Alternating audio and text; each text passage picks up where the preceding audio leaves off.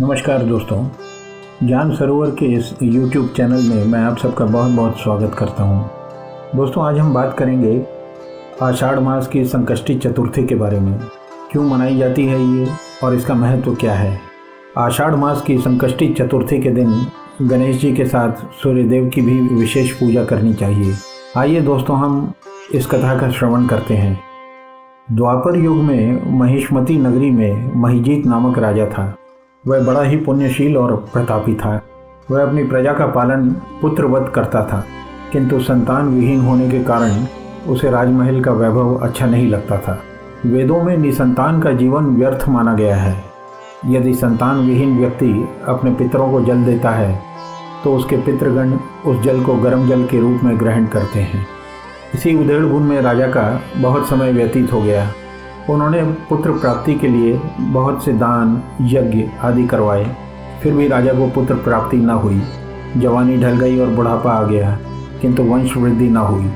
तदनंतर राजा ने विद्वान ब्राह्मणों और प्रजाजनों से इस संदर्भ में परामर्श किया।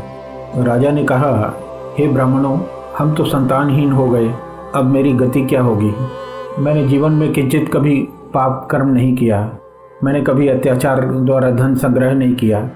मैंने तो सदैव प्रजा का पुत्रवत पालन किया तथा धर्माचरण द्वारा ही पृथ्वी पर शासन किया। मैंने चोर डाकुओं को दंडित किया, इष्ट मित्रों के भोजन की व्यवस्था की, गाय तथा ब्राह्मणों के हित की चिंता करते हुए शिष्ट पुरुषों का आदर सत्कार किया। फिर भी मुझे अब तक पुत्र न होने का क्या कारण है।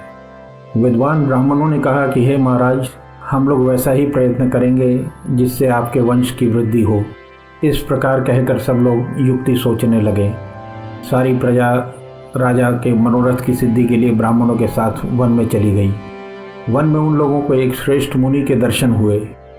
वे मुनिराज निराहार रहकर तपस्या में लीन थे। ब्रह्मा जी के समान वे आत्मजीत, क्रोधजित तथा सनातन पुरुष थे।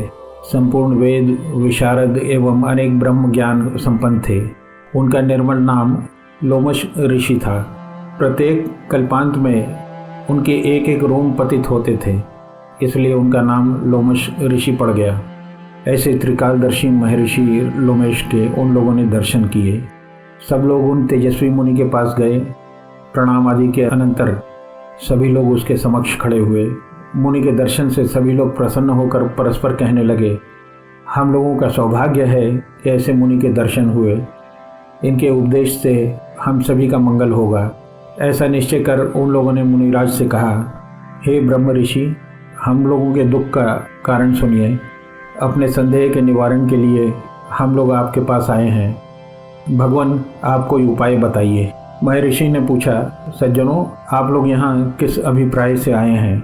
मुझसे आपका क्या प्रयोजन है, स्पष्ट रूप से कहिए। मैं आपके सभी संदेहों का निवारण करूँगा।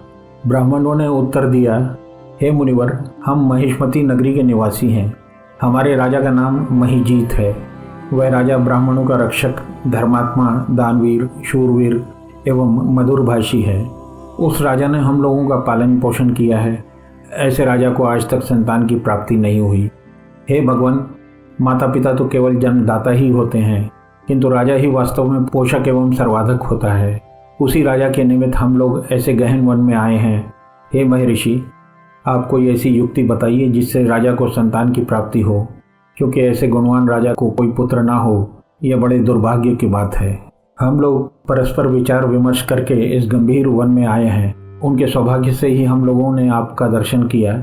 हे मुनिवर, किस दान, पूजन, व्रत या अनुष्ठान कराने से राजा को पुत्र होगा, आप कृपा करके हम सबको बताएं। प्रजा की बात सुनकर महर्षि लोमेश ने कहा, हे भक्तजनों, आप लोग ध्यानपूर्वक सुनो। मैं संकट नाशन व्रत को बता रहा हूँ। यह व्रत निसंतान को संतान और निर्धनों को धन देता है। आषाढ़ कृष्ण चतुर्थी को एक दंत गजानन नामक गणेश की पूजा करो। राजा को ये व्रत करने के पश्चात श्रद्धा युक्त होकर ब्राह्मण भोजन कराएं तथा उन्हें वस्त्र दान करें। गणेश जी की कृपा से उन्हें अवश्य ही पुत्र की प्राप्ति होगी। महर्षि लोमेश की ये बातें सुनकर सभी लोग करबद्ध खड़े हुए। नतमस्तक होकर दंडवत प्रणाम करके सभी लोग नगर लौट आए। वन में घटित सभी घटनाओं को ब्राह्मणों ने राजा से बताया। उनकी बात सुनकर राजा बहुत ही प्रसन्न हुए। उन्होंने श्रद्धापूर्वक विधिवत गणेश चतुर्थी का व्रत करके ब्राह्मणों को भोजन वस्त्र आदि का दान किया।